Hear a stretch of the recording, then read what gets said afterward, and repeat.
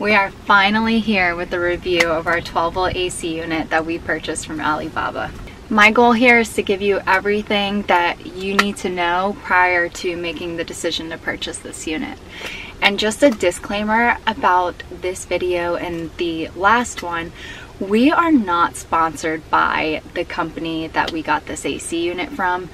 It's actually quite the opposite. We consider ourselves the guinea pigs of having this unit. We made a lot of mistakes and our unit doesn't even operate to 100% of its ability because of the mistakes we made being first timers purchasing this unit. That being said, if you have gotten value out of this video and our previous video, we would greatly appreciate it if you subscribe to the channel and liked the video.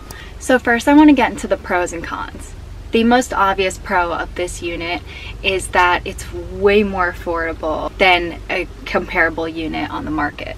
Like we said previously, we spent about $1,300 on the unit and shipping, not including a couple other accessories that we had to purchase. But all in all, that is a fraction of the price of a similar unit. I do want to clarify there was a little bit of confusion. The unit costs one price. For us, it was $410 on Alibaba, but you have to purchase the shipping as well to ship the unit over. And because it is one single heavy unit and they have to ship via air, it is quite expensive. So our shipping price was $900. It all depends when you're purchasing and what the shipping costs are at that time. That being said, the unit does ship very fast. I want to say we got ours in a couple weeks max. The next pro is that it really is pretty comparable to the best unit on the market, which is Nomadic Cooling's 12-volt unit. It is slightly less efficient in BTU and amps, but it is very close. It's not such a big difference that this unit isn't worth purchasing. And I do want to clarify that in our install video, in the description, we do a side-by-side comparison of our unit versus the Nomadic Cooling unit. Pretty much everything you need to know is in that description box, so check that out if you haven't already. And if you didn't already know, this unit does also operate as a fan, which has been really nice. We can run the fan all night non-stop without turning it off, and it doesn't even dent our battery. Unfortunately, this unit is not designed specifically for camper vans. Yes, you can use it in camper vans, but it is made for box trucks. What this means is that this unit requires some extra steps. We do go over those in the install video. What this means is you will not be able to run your wiring through your main hole. You will have to have a cable entry gland separate from the unit's hole where you run the wires down into. What this also means is you are going to have to add the Freon yourself. I believe Nomadic Cooling's unit does come with the Freon already. Because of the way the unit ships, they cannot keep the Freon in the unit when they ship the unit. This leads me to my next con, which is the customer support. One, there is a big language barrier, and two, they don't provide you with enough information to cover your bases. We did not know there wasn't Freon in the unit, so we just realized our unit wasn't blowing cool air and put two and two together and then had to figure out how to put Freon in the unit without screwing the whole thing up. Speaking of not being given enough information, the directions are one, very basic, and two, not in English. So they're pretty much unusable. This was a huge con for us because the unit ships in styrofoam. In the middle of the exterior and the interior piece, there is another piece of styrofoam that actually acts as an air divider, dividing the intake from the cooled air. We did not know this. It looked like part of the packaging and we threw it away. We did not see anything in the instructions about that piece. You couldn't even see that piece of styrofoam in the photos of the installation. So we reached out to our selling agent and she clarified, yes, you do need that. She looked into shipping us one and I guess for some reason that it couldn't happen. So we had to makeshift our own styrofoam air divider, which really isn't that effective. Two of our vents don't blow very strong at all, so we just keep those ones closed, and maybe in the future we can come up with a better solution for this. I don't know. Another huge con for us being the guinea pigs of this unit. I think because we don't have that air divider, our unit does not shut on and off as it should. So how this unit is supposed to work is it cools, it shuts off, it'll kick back on when it needs to cool more, shut off, so it's not constantly running your battery. Ours does not do that. That being said, we have a friend that purchased this unit shortly after we did. They did keep the air divider, and they live in South Florida, and they lived in South Florida in the middle of the summer using this AC unit. They have a great experience with the unit. It kicks on and off like it should. It keeps them cool at night in 100-degree weather outside, and they have the same battery power that we do. Our experience, the AC unit paired with a couple camping fans does the job. Many of you had concerns about how noisy the unit was. I think sometimes the camera picks up the strongest noise in the room, so it enhances the noise, and I think maybe it came across louder than it actually is. It is noisy, but it's not that bad. Not much, if any, louder than having the max air fans on. Everyone's asking, how long can you run the unit? How much battery do you need? We have 300 amp hours of lithium battery. Our friend who also has the unit and has a great experience with it also has 300 amp hours of lithium battery. I would not recommend going below this just for peace of mind. Again, how long can you run the unit for? This all depends on how much battery you have in your electrical system. I believe my friend Mary can power her unit all night, on and off. Like I said, ours doesn't shut off on its own, so the battery will drain if we don't keep an eye on it. But there have been plenty of nights where we consciously kick on and off the unit for little periods of time, and we wake up in the morning with about 80 to 86% battery in our battery bank. So I kind of just gave you the long answer, but everyone's asking, how has the unit been this far? It's been iffy for us, honestly it has, because we didn't install it correctly, I think is the #1 thing.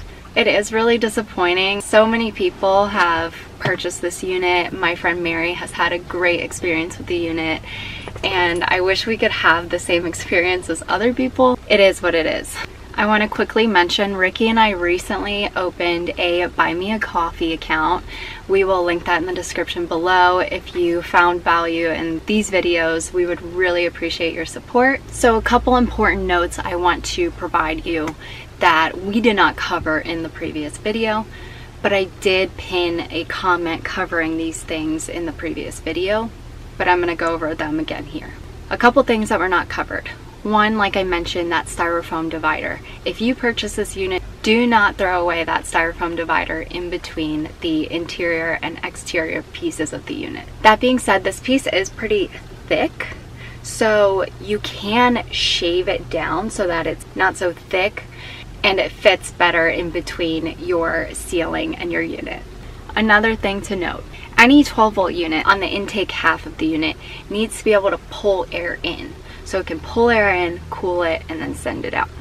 The best thing you can do is purchase a metal grate, or you can use the giant plastic grate that the unit comes with. I don't think it's necessary, and it's an eyesore. What we ended up doing with our unit is we have a slatted ceiling, so this helps us a lot. We just made sure there was air access in between our slats so that our unit can pull air in through there. The third thing, like I already mentioned, is the Freon. I was told it'll cost about $150 to have Freon added to the unit. We called a couple places and they said they would not add Freon to our unit because they either weren't certified or they weren't familiar with our unit. I don't know. It really wasn't that difficult to install it ourselves. So we will insert a how-to at the end of this video on how to install that Freon yourself. My friend Mary, bless her, I believe, father-in-law works on 12-volt car AC units, so he was able to help us out with step-by-step instructions on how to put that Freon in. Now, I am going to have a video call with Mary that I'm going to share with all of you on her experience. I'm going to ask her the exact questions you've asked me, and you can weigh her experience along with mine to see if this is something you want to invest in. If you do want to purchase this unit, I will put instructions on how to purchase in the description box. It is a little different because it's not a traditional e-commerce website. It's a B2B supplier, so you'll have to speak to an agent, tell them you're interested in purchasing one unit, and they will proceed with instructions on how to pay, what your shipping costs will be, and you can also ask them any questions you have there. Any extra supplies needed for this unit, we did link in the previous installation video. I can also link them in this video as well. I know this is a lot and I'm sure you have additional questions, so please feel free to comment below and let me know what those are. I will answer them the best I can so you can hopefully make the best decision for your van or camper. So hopefully this does provide a lot of help and insight. If you did find this video helpful, please give it a like and subscribe. We would greatly appreciate it, and we'll see you next time. Alright, so we need to add our Freon to our AC unit. First step is to remove all of these bolts that are holding the cover down all around the unit. How many of them are there? I don't know, probably about 7 or 8, but they're 10mm bolts. We're going to remove those, get the shroud off, and then be able to look at where the fill port is for Freon.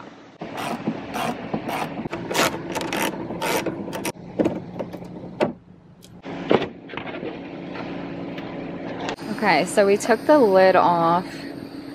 Here you see the low pressure port, and this is the high pressure port.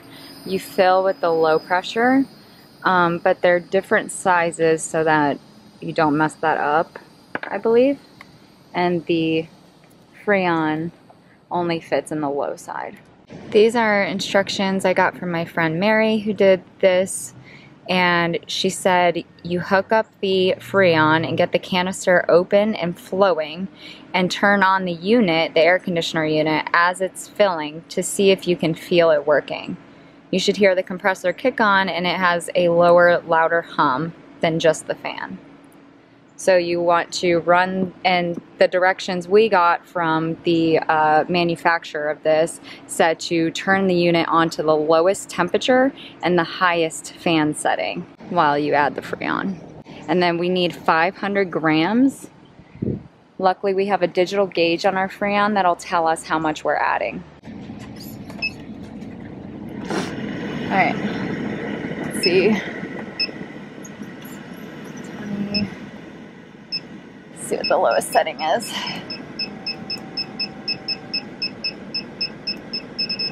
Okay, 5 degrees Celsius is the lowest, and then we're going to set it to the highest fan speed. Open up these vents.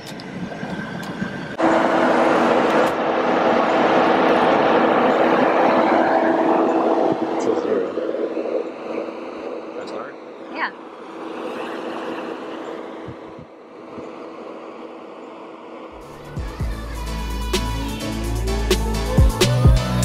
Run away, get away now. Too many games and they all trying to play out. Too many people and they all start to change now. Let me take a bet, they gon' know my name now. Yeah, we came a long way, but it's one way. Got a long way to go like it's Monday. Someday gotta be in LA. No, I gotta make it work out like